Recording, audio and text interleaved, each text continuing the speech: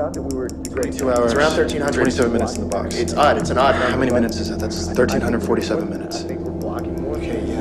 1347, man. You got that fast. Why is it odd? How did you know it was odd? Okay, because this is it, okay? This is what's going on. There's an AN and there's a BN. Okay, let's say the AN is 12 o'clock, the BN is 12:01. All right, we start the machine with the Weeble at the AN. It travels forward normal. You gotta write this down. Aaron, there's nothing to write down. Well, then I'm writing it. Okay, Time fine. travel Look, as a concept is a messy bit of business.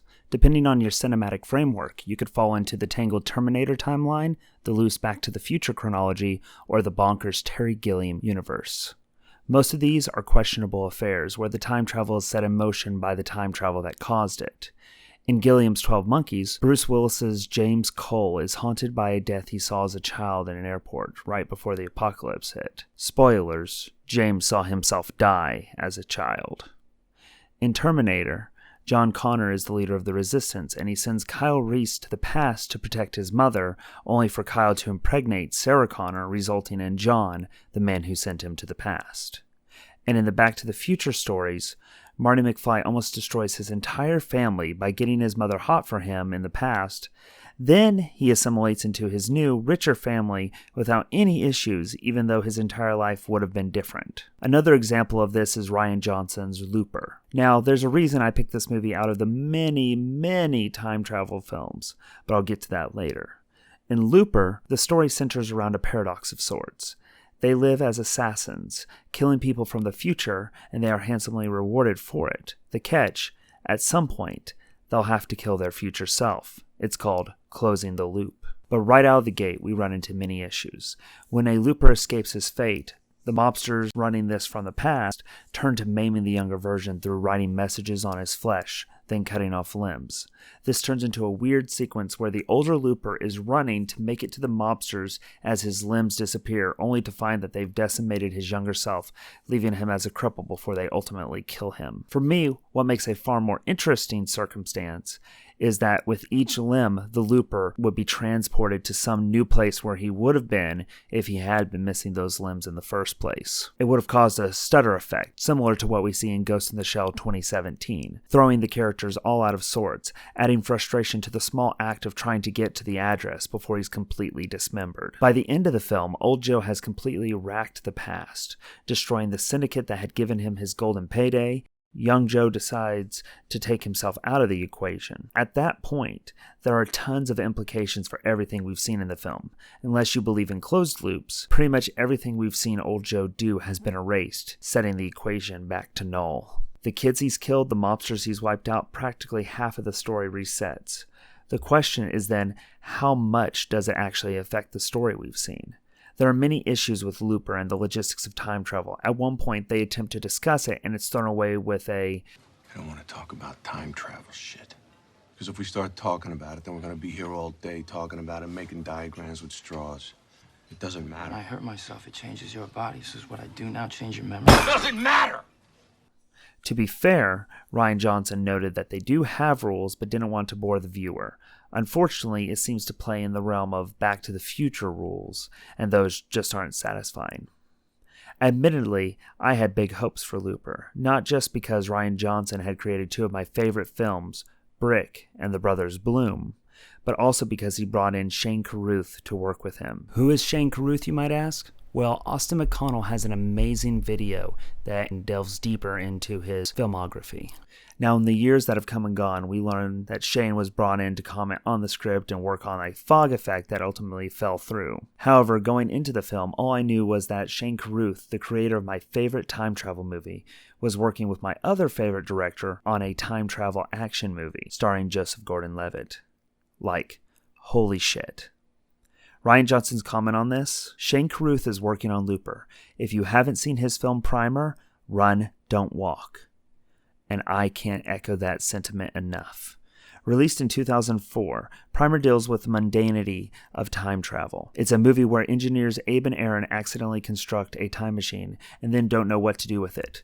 They take themselves out of the equation. They buy stocks to become moderately rich. The core stakes revolve around a house party that goes awry, that we already know the outcome of, and then seeing how, in one of the timelines, it all came together. It's a crazy dense movie that, like Rian Johnson's Brick, is obtuse in the best way possible, using its own language and not slowing down to explain it to you. The thing about this film is that it's only 77 minutes long.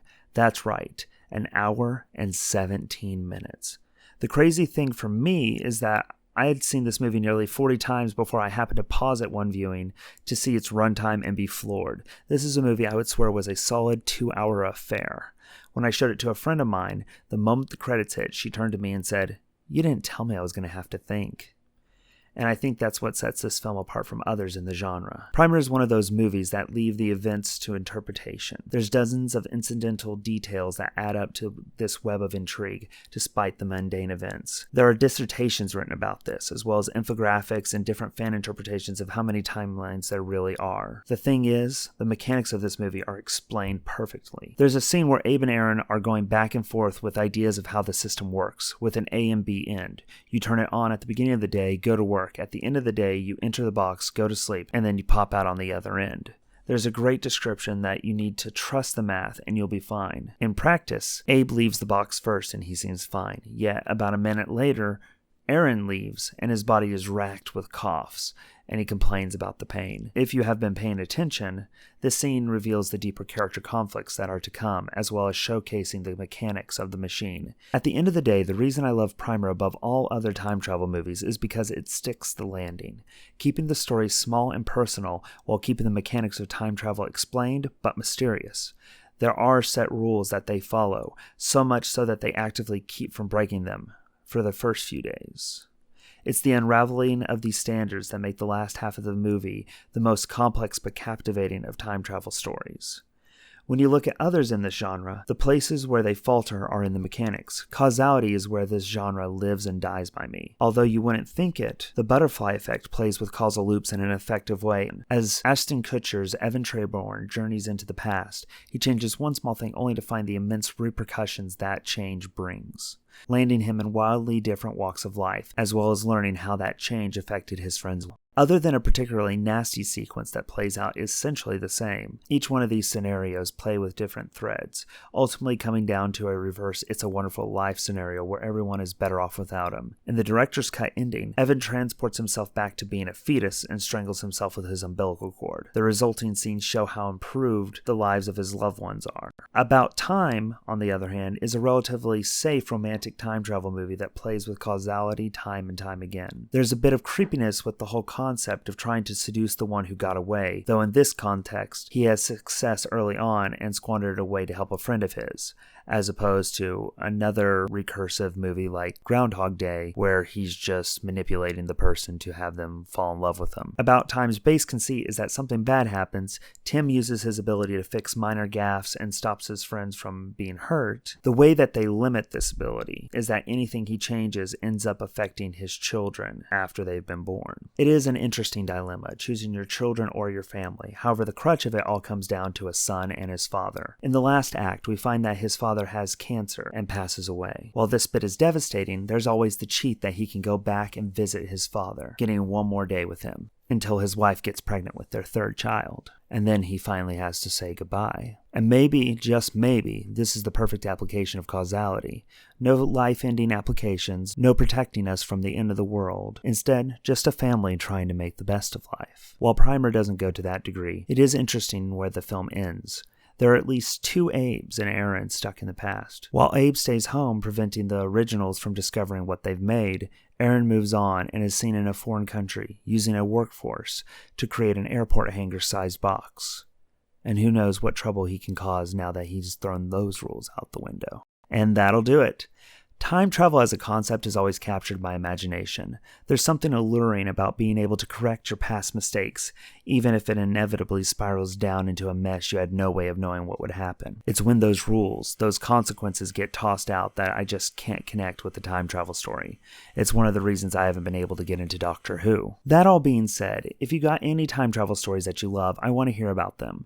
Were you able to get into Primer, or was it too in the weeds for you to be able to connect with it? As always, you can read about me, myself, and mine at justindherd.net. I'm also on Twitter at justindherd. You can listen to our unfiltered thoughts by picking up the Dubious Consumers podcast wherever you listen to podcasts. In fact, follow the link to listen to our blow-by-blow commentary supplement the next time you watch Primer. Make sure you check out my Patreon at patreon.com/JustinDHerd. For only $1, you can get early looks at the scripts for the next episodes, get your name recognized at the end of each video, like Mr. Jeff Straight. Add to that, it's the only way to request videos as well as influence future content.